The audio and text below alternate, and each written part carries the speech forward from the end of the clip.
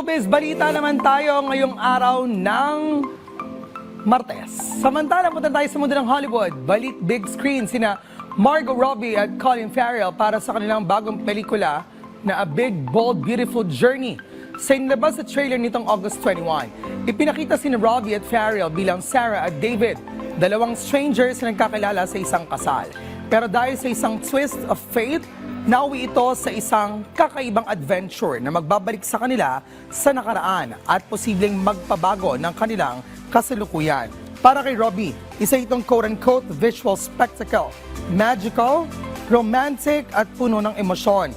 Ito rin ang kanyang unang big screen project mula nang magtagumpay siya sa kanyang pelikulang Barbie noong 2023. Samantala, inilarawan naman ni Farrell ang pelikula bilang isang quote-unquote heart opener.